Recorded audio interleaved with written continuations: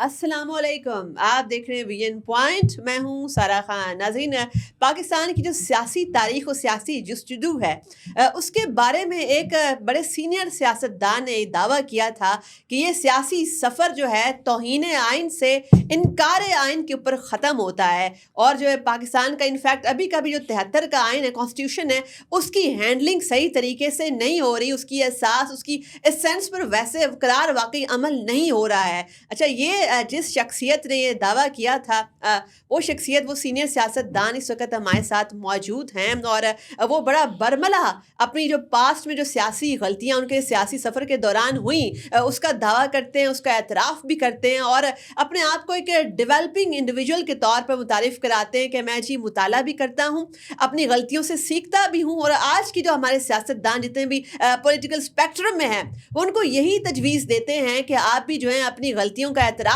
करें, सीखें और आगे बढ़ें।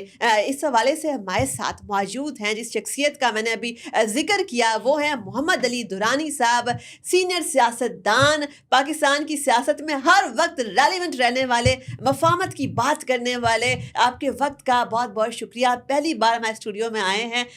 Most welcome here, most welcome. अगर तो मैं गुफ्तगू का आगाज़ इस नुक्ते से करूं, क्योंकि आपका जो घर है और आपकी इनफैक्ट शख्सियत, आपका परसोना मफ़ाहमत के लिहाज से अभी भी जाना जाता है। आपने मफ़ाहमती कोशिशों को हमेशा आगे बढ़ाया, चूँकि आप कहते हैं कि पाकिस्तान के लार्जर इंटरेस्ट में यही बात सूट करती है। आपके दौर में चार्टर डेमोक्रेसी साइन हुआ था, जिसको एक बहुत बड़ी एक वाटरशेड मोमेंट पाकिस्तान की सियासी तारीख में माना जा रहा था। इस वक़्त आपको कोई ऐसे एग्रीमेंट का होता हुआ कोई साइन होना, किसके ऊपर इत्तफ़ाक होने का, कंसेंसस का चांस नज़र आ रहा है? बिस्मिल्लाहिर्रहमानिर्रहीम। मफ़ाहमत जो है वो इस वक्त हमारी ज़रूरत है, और वो कौमें जो आगे बढ़ती हैं वो वही होती हैं जो मफ़ाहमत के ज़रिए अपने इश्यूज़ को टेबल के ऊपर रिज़ॉल्व करती हैं। चार्टर ऑफ डेमोक्रेसी हुआ, उससे जमहूरियत तो पता नहीं मजबूत हुई नहीं हुई, लेकिन वो एक बहरहाल एक बेंचमार्क था जिसमें कि इकट्ठे बैठने का रिवाज उसमें से बना। और आज मैं समझता हूँ कि इस वक्त पाकिस्तान को एक जिस चीज़ की ज़रूरत है, हमें नेशनल यूनिटी की ज़रूरत है। और मैंने उसके लिए प्रपोज़ल दी थी इलेक्शन से पहले कि पाकिस्तान के मौजूदा हालात में पाकिस्तान को आगे बढ़ाने के लिए हमें इलेक्टेड नेशनल यूनिटी गवर्नमेंट की ज़रूरत है। इलेक्टेड नेशनल यूनिटी गवर्नमेंट, ये वो हुकूमत है जो सेकेंड वर्ल्ड वॉर में बरतानिया में बनी, जो साउथ अफ्रीका में नेल्सन मंडेला ने बनाई, जो वेस्ट जर्मनी में बनी, जो आयरलैंड में बनी, और भी बहुत से ममालिक ने जो मुल्क क्राइसिस से गुजर रहे होते हैं, उनके सियासतदान अपनी ज़ाती मफाद से ऊपर उठ के ये तय करते हैं कि अब हम अगले इतने अरसे के लिए हम सब मिलके एक ऐसी हुकूमत बनाएंगे जो मुल्क के मफाद में काम करेगी। तो मैंने ये तजवीज़ तब भी दी थी, और आज भी मैं यही समझता हूँ कि पार्लियामेंट खा 45 की हो या 47 की हो, इन सब चीज़ों को आयरन आउट करने का एक ही तरीका है कि आप एक नेशनल यूनिटी गवर्नमेंट बनाएं जो आइंदा इंतखाबात तक के लिए एक सियासी लाहे अमल बनाए, और आइंदा इंतखाबात को बल्दियाती, सूबाई और कौमी इंतखाबात को बैक वक्त एक ही कानून के तहत करा के मुल्क में हकीकी जमहूरियत को अच्छा, मुकम्मल आपने करें। जैसे कहा कि एक क्राइसिस की सिचुएशन के अंदर नेशनल यूनिटी गवर्नमेंट बनती होती है, इलेक्टेड गवर्नमेंट ऐसी बनती होती है। क्या पाकिस्तान जो है वो फ़रवरी 8 के इलेक्शंस के बाद स्टेबल फुटिंग के ऊपर नहीं आया? क्या अभी क्राइसिस से मुल्क गुज़र रहा है? मेरा ख्याल है कि 8 फरवरी के इलेक्शन के बाद हुँ, पाकिस्तान में 8 फरवरी के से पहले से ज़्यादा बड़ा क्राइसिस पैदा हो गया, क्योंकि 8 फरवरी से पहले जो इलेक्शन के अंदर हकूमती सतह पे, इलेक्शन कमीशन की सतह पे डिस्टॉर्शंस हुई, इंतखाबी निशान गायब कर दिए गए, कैंडिडेट्स को गायब कर दिया गया, उन्हें आगे बढ़ने के रास्ते नहीं मिले, और बहुत ज़्यादा। फिर उसके बाद जब इलेक्शन के रिजल्ट्स आ गए, रिजल्ट्स के बाद फिर फॉर्म 47 और 45 का कॉन्फ्लिक्ट शुरू हो गया। उससे आगे बढ़ के आज भी आप देखें, आपकी असम्बली जो है वो नामुकम्मल है, उसका जो सेनेट है वो नामुकम्मल है। तो इस वक्त जो मुल्क की सियासी सूरत हाल है, वो राइट रॉन्ग का फैसला नहीं कर सकते आप। इस वक्त आपको आपस में इकट्ठे होके राइट की तलाश के लिए मुल्क को राइट समझ के आगे अच्छा, बढ़ना आपने चाहिए। बड़ा कैटेगोरिकली बता दिया कि कैसे मुल्क को प्रायोरिटाइज करना चाहिए समाज सिचुएशन के अंदर। पाकिस्तानी अगर इलेक्टोरल हिस्ट्री देखी जाए तो ऐसे कोई भी इलेक्शंस नहीं थे जिनके ऊपर तमाम फरीकैन ने जो है, जो हारने वाला है वो भी मान जाए, जीतने वाला भी मान जाए, except there is one exception 71 के जो इलेक्शंस थे। क्या समझते हैं आप कि ये वाला जो सिलसिला है कि ना तो हारने वाला मानता होता है पाकिस्तान में, अभी हमने देखा कि अमेरिका के अंदर कैसे स्मूथ पावर ट्रांजिशन हो रही है इस वक्त, जो है हारने वाले ने भी एतराफ़ कर लिया, उसको मान लिया, और जीतने वाले ने भी। देखें, ये हमारा सबसे बड़ा, मैं तो खुद यही कह रहा हूँ कि पिछले, अगर आप 54 साल 54 ईयर्स, आपने वो शुरू में मेरी बात की कि मैंने कहा था कि 47 से लेके 72 तक हमने आइन नहीं बनाया, इनकार आइन किया, क्योंकि हम अगर आइन बनाते तो वो मशरकी पाकिस्तान के अवाम और वहाँ की लीडरशिप की मर्जी का बनता, जो हम नहीं बनाना चाहते थे। 73 का हमने आइन बनाया, लेकिन आइन बनाने के साथ ही हमने उसका इनकार शुरू कर दिया। जिस दिन बना अगले दिन इमरजेंसी लग गई, फिर अमेंडमेंट्स होनी शुरू हो गई। पता पहले 2 साल में ही 6 अमेंडमेंट्स हो गई।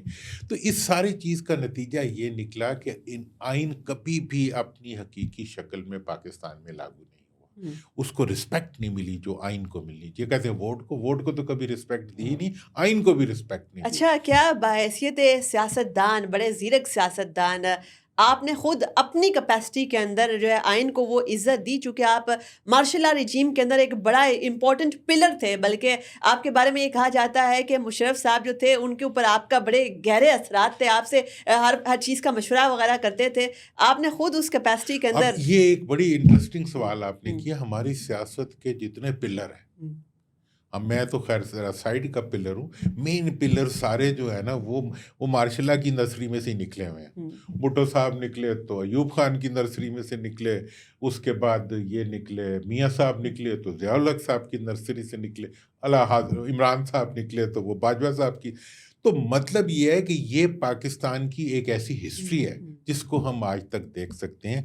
लेकिन मैं ये समझता हूँ कि जो 8 फरवरी के इलेक्शन है, उसके अंदर आप अगर देखें कि इससे पहले जितने इलेक्शंस हुए वो किसी न किसी जिसे कहते हैं ना कि मार्शलाई दौर की, भुट्टो साहब को याह्या खान लेके आए, नवाज शरीफ साहब को ज़ियाउल हक साहब लेके आए, इसके बाद इसी तरह होता रहा।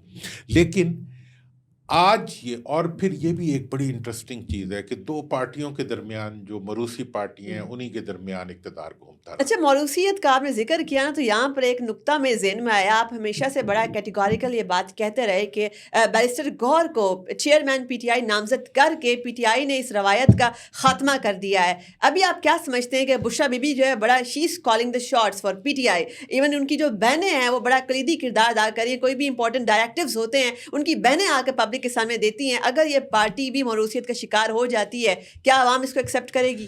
देखें जी, पहली बात तो ये है कि बहनों, बीवियों, माओं का आना ये सियासी रवायत है। नुसरत भुट्टो साहबा निकली, फातिमा जिन्ना निकली कायदे आज़म के लिए, उसके बाद इनकी मरियम की वालदा जो थी कुलसूम बीवी ने बहुत ज़ोरदार कैंपेन चलाई, मरियम बीवी ने चलाई। अगर बीवी, बहन या किसी क्राइसिस के अंदर, जेल के अंदर कोई फ़र्द निकलते हैं, वो तो एक उनका मसला है। लेकिन अगर पीटीआई ने भी मरूसियत का रास्ता अख्तियार किया तो पीटीआई को मरूसियत की तरफ लाने का मतलब होगा पीटीआई ख़त्म हो जाएगी। आज अगर पीटीआई ज़िंदा है तो इसलिए ज़िंदा है कि उसके अंदर मरूसियत नहीं है, बल्कि अवाम को नज़र आ रहा है एक फ़र्द है जो कि उनके इश्यूज़ पे स्टैंड ले रहा है। अगर इसको भी मरूसियत की तरफ लेके जाया गया तो उसके नतीजे में पार्टी खत्म। अच्छा, आपने कहा कि एक शख्स है जो कि अवाम के मफादात के लिए खड़ा हुआ है इस वक्त, ये आपकी बात अवाम का ये परसेप्शन है। ठीक है। अच्छा, आपने ये भी देखा होगा कि इस वक्त जो हमारा सारा पॉलिटिकल डिस्कोर्स है वो एक अडयाला जेल के इर्द गिर्द रिवॉल्व कर रहा है। रोज़ाना की बुनियाद के ऊपर जो है वो हम यही डिस्कशन कर रहे हैं। तो सारी जो बात है, सारा का सारा जो पॉलिटिकल जिदोजहद इस वक्त पीटीआई की है, वो एक शख्स की यानी बानी पीटीआई آئی کی رہائی کے ساتھ جو ہے وہ ریوالو کر رہی ہے, وہیں سے نتی ہے. تو اس میں عوام جو ہے ان کا انٹرسٹ, ان کے مفادات جو ہیں وہ کہاں پر آ گئے ہیں, چونکہ دھرنے ہوتے ہیں, احتجاج ہوتے ہیں, مارچز ہوتے ہیں, ملک کی اقتصادیات, ملک کی معیشت, کوئی اہم ترین وفد آیا ہوا ہے, کوئی سمٹ ہو رہا ہے, اس تمام چیزوں کو نظر انداز کر کے جو ہے وہ صرف پریشر ٹیکٹکس یوز کیے جا رہے ہیں کہ عدالتی کام رک جائے اور جو ہے وہ بانی پی ٹی آئی رہا ہو جائے. دیکھیں یہ والی جو بات ہے نا کہ اس وقت پوری سیاست جو ہے وہ اڈیالہ کے گرد گھوم رہی ہے. آپ نے بہت خوبصورت جملہ استعمال کیا, اور میں یہ بھی سمجھتا ہوں کہ میڈیا پورا جو ہے 80% ایئر ٹائم جو ہے وہ ایک فرد اور ایک پارٹی کو جا رہا ہے. کون دے رہا ہے؟ حکومت. جیل میں بند کر کے, میں نے یہ بات پہلے بھی کہی کہ عمران خان صاحب کا قد 6 فٹ 1 انچ تھا, ابھی جو ہے وہ 18 فٹ ہو گیا ہے, جیل میں بند کیا ہوا ہے. بھائی جیل میں کیوں بند کرتے ہو؟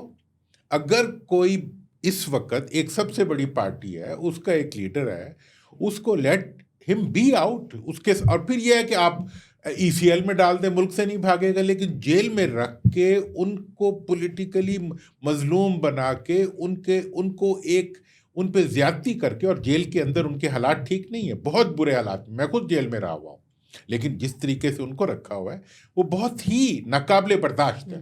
چھوٹے سے کمرے میں, کبھی وہ بھی نہیں ہوتا ڈھنگ کا, اوپر لینے کا کپڑا بھی نہیں ہوتا. مجھے ساری چیزوں کا پتہ ہے. اس لحاظ سے میں سمجھتا ہوں کہ یہ جو رویہ ایک سابق وزیر اعظم کے ساتھ رکھا ہوا ہے حکومت نے, یہ حکومت ملک کے ساتھ ناانصافی کر رہی ہے, اور اسی لیے ساری سیاست جو ہے وہ اڈیالہ جیل میں چلی گئی. میں نے میاں صاحب کو مشورہ دیا, شہباز صاحب کو, میں نے کہا یا آپ عمران خان صاحب کو لے آئیں باہر اور ان سے نیگوشیشن کر لیں, یا آپ خود جیل میں چلے جائیں. مطلب جیل میں جانے سے مطلب نہیں گرفتار ہو جائیں, مطلب جا کے ان سے وہاں مذاکرات کر لیں, چونکہ مذاکرات لیڈرز کے درمیان ہوتے ہیں. یہ جو کہہ رہے ہیں کہ جی فلاں کمیٹی بات کر لی, کوئی کمیٹی کوئی کچھ نہیں کرے گی. اگر ملک کو آپ نے کرائسس سے نکالنا ہے تو طریقہ یہ ہے کہ پرائم منسٹر صاحب ڈائلاگ کرے. اگر پرائم منسٹر صاحب نہیں کرتے, پریزیڈنٹ کو انٹروین کرنا چاہیے کہ وہ اس وقت سب کو لا کے سامنے بٹھائے. پریزیڈنٹ انٹروین نہیں کرتے تو مسلم لیگ کی لیڈرشپ کو, میاں نواز شریف صاحب کو انٹروین کرنا چاہیے. اچھا یہاں پر کوئی تو بڑا بنے.